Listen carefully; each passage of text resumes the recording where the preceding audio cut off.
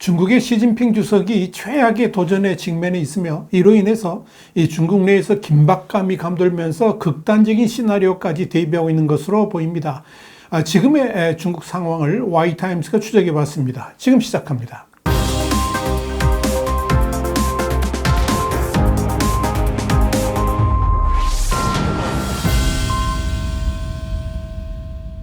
뉴욕타임스는 현지 시간으로 4일자 지면을 통해서 이 중국 경제는 지금 최악의 침체에 직면하고 있지만 중국의 권위주의 지도자 시진핑은 국가 안보와 당의 통제에 대한 위협을 막는 데 더 집착하고 있는 것처럼 보인다 그러면서 이 중국은 지금 시진핑 주석 집권 이후에 가장 큰 도전에 직면하고 있다는 사실 때문에 긴박감이 더 커질 수 있다 이렇게 보도했습니다. 뉴욕타임즈에 이어서 시진핑 주석은 지난 5월 중국 국가안전위원회에서 최악의 시나리오와 극단적인 시나리오에 대비해야 된다 그러면서 실시간 모니터링을 강화하고 실제 전투에 대비할 것을 촉구했다. 이 점을 상기시켰습니다. 중국은 경제 침체 외에도 서방과의 관계는 점점 더 긴장되고 있습니다. 또한 지난 7월 중국 외교부 장관과 고위장성 2명이 갑작스럽게 해임되는 등 이 최고 권력층에서도 설명할 수 없는 인사가 단행된 것이 있는데 이는 이 시 주석이 자신의 통치에 대한 위협을 두려워하고 있음을 시사하는 것이다. 이게 뉴욕타임스의 시각입니다. 여기에 중국 당국이 7월 접어들면서 스파이 행위로 간주하는 활동의 범위를 광범위하게 확대하기 위해서 반간첩법을 개정했는데 이 법에 따라서 스파이를 신고하는 사람들에게 수만 달러의 포상금을 지급하게 됩니다. 중국 당국은 최근 들어서 애플리케이션과 온라인 강좌 그리고 홍보 영상 등을 통해서 반간첩법에 대한 교육을 확대 실시하고 있습니다. 반간첩법은 중국 당국이 국가 안보 및 이익과 관련됐다고 판단되면 통계자료 검색 및 저장까지 위법 행위로 간주하겠다 하는 내용이 포함되어 있습니다. 여기서 눈여겨볼 것은 일반 대중 간의 스파이 신고를 독려하고 있다는 점입니다. 국가안전부는 최근 대중의 참여를 높이기 위한 명목으로 국가보안 관련 SNS 계정을 개설했습니다. 첫 번째 게시물은 스파이 감시에 대한 전 사회적 동원을 촉구하는 내용인데요. 해당 게시글에는 대중의 참여가 정상화되어야 된다 이렇게 적혀 있습니다. 지방정부 차원에서도 스파이 단속 움직임은 활발합니다. 윈난성 내 한 지방정부는 반간첩법 관련 신고를 독려하는 영상을 제작해서 게시를 했습니다. 영상에는 신고하지 않는 사람은 기소된다. 범죄를 감추면 감옥에 갇힐 것이다. 이런 문구와 함께 지역 소수민족이 춤추고 노래하는 장면이 들어가 있습니다. 특히 청년층은 정부가 예의주시하는 집단입니다. 사실 한때는 시진핑의 가장 큰 지지 집단이었지만 지난해 정부의 코로나19 봉쇄 조치에 반발해서 A4 시위를 벌인 데다가 이 최악의 실업률로 인해서 불만이 클 가능성이 있기 때문에 그런 겁니다.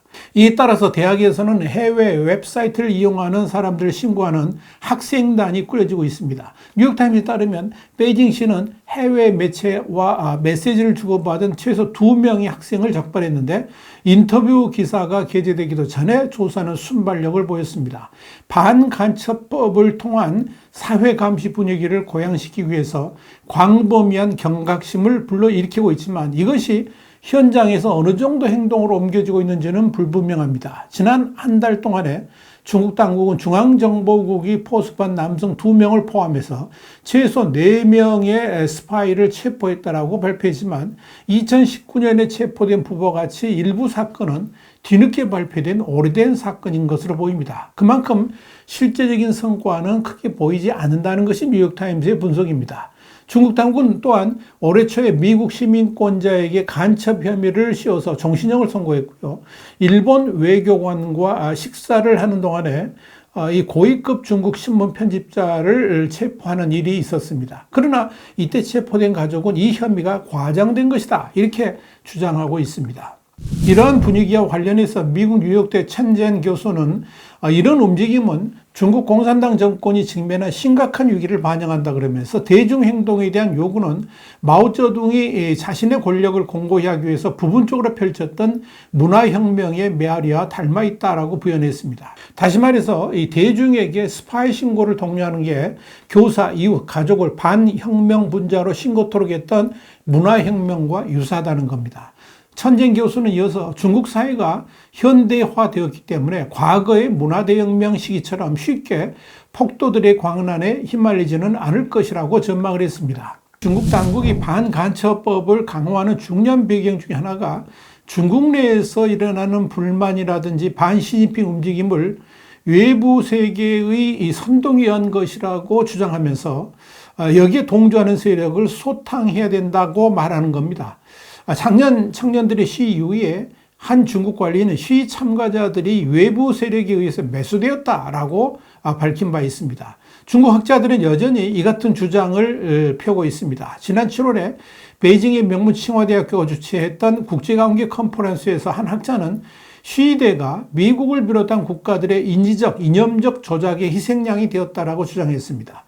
중국 최고 경찰 사관학교인 인민공안대학의 한나 교수는 숨겨진 세력의 이런 노력은 점점 더 감지하기 어려워지고 있다 그러면서 그러한 숨겨진 세력이 외국의 스파이로 그들을 소탕해야 된다라고 주장했습니다.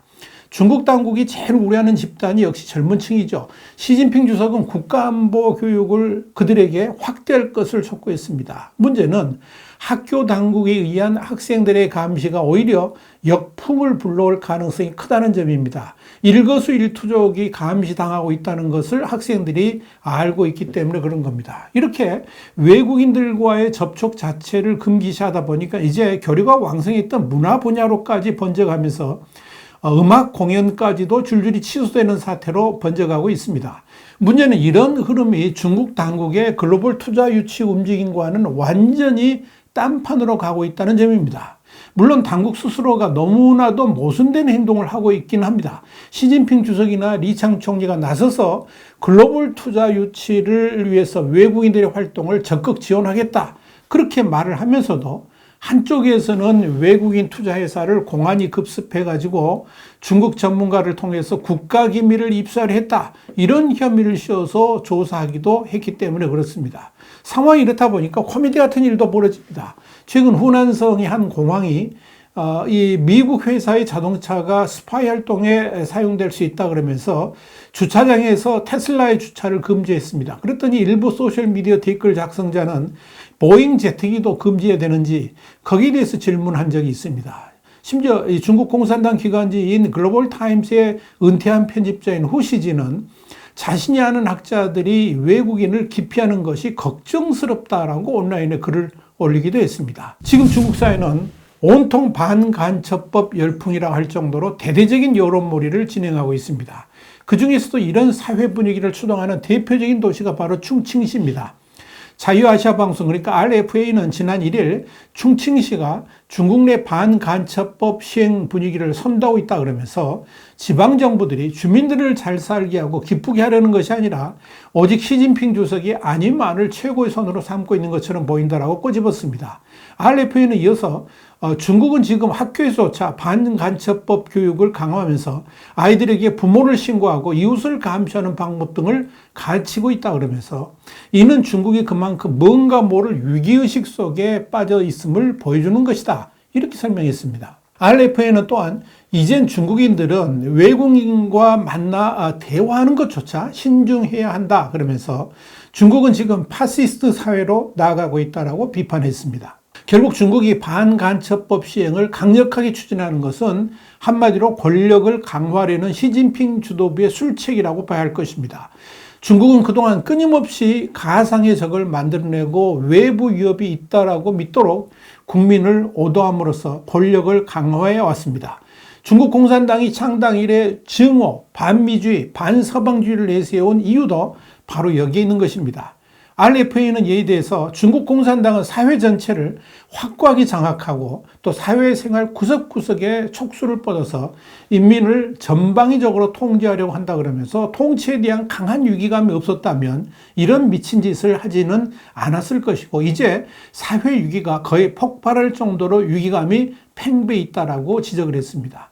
RFA는 또한 중국은 현재 내정, 외교, 경제, 군사, 과학기술 등 여러 측면에서 불안정한 위기에 직면해 있으며 이는 당국이 이른바 반간첩 캠페인을 강화하는 또 다른 이유가 되고 있다 그랬습니다. 그러면서 중국 당국은 현재의 사회 위기에 대처하기 위해서 통치의 위험을 국가안보 위험으로 잘못 해석하고 이전하려고 시도하고 있으며 이것이 바로 반간첩 캠페인을 시작한 이유다. 이렇게 꼬집었습니다. 뉴욕타임스도 중국 경제는 수년 만에 최악의 침체에 직면해 있지만 지도자인 시진핑 국가주석은 국가 안보와 당의 통제에 대한 위협을 막는 것에만 집착하고 있다. 이렇게 지적했습니다. 화이트타임 장세 분석이었습니다. 감사합니다.